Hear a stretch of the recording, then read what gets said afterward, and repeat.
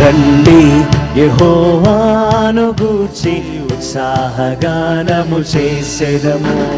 రండి యెహోవాను గూర్చి ఉత్సాహగానము చేసెదము. ఆయనే మన పోషకుడు, నమ్మదగిన దేవుడని. ఆయనే మన పోషకుడు, నమ్మదగిన దేవుడని.